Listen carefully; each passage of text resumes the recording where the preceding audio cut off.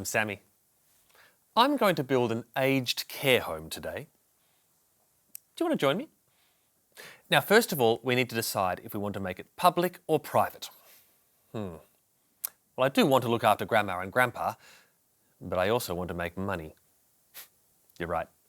Let's go private. Now, what should we use to build our private aged care home? I've got this shoebox here. It's a bit small, but that's okay. We can just remove all these registered nurses, staff to resident ratios and pesky industry standards. Don't need those. Right, let's get building. First, we need some wallpaper. Now, I could use this nice floral pattern, or I could use the interim report of the Royal Commission into Aged Care. Go on, grab your copy. Just taking out a page and cutting it up now. Make sure the cuts go nice and deep. Cut over several decades if you want. And grab some glue. And sticking it down now. Make sure you really glue it down. We want these recommendations to stick. Which bits are you using? I've got diminishes the nation. Although, in their defence, this was written during a global pandemic.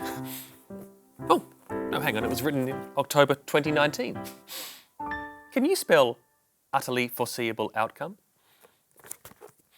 Now, what else do we need?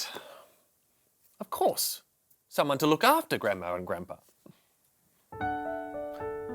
This is average aged care worker. As you can see, she's statistically female, comes from a minority background, and is prepared to work for $23 an hour. That's less than a retail assistant. Lucky me! Oh no, she's got a nasty bug on her. Quick, let's send her off to one of the other 3 nursing homes she's forced to work at because of the $23 an hour thing. Looks like the bugs spread everywhere. And what do we do when industries fail to self-regulate? Well, we ask the government for a bailout. But which government should we ask? I'll only solve it if it's a funding issue, but I need funding to solve the health issue. I reject the premise of your question. I reject the premise of your face. Federalism. Right, we need answers. I think we should speak to the Aged Care Minister, Richard Colbeck.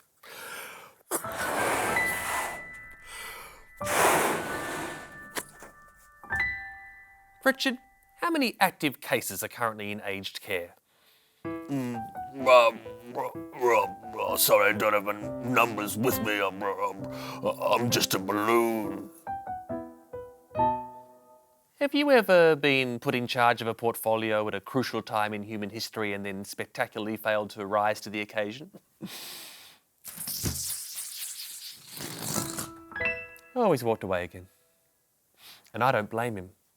It's hard looking after Grandma and Grandpa. Who would have thought a system that prioritised profits over standards of care could ever go wrong?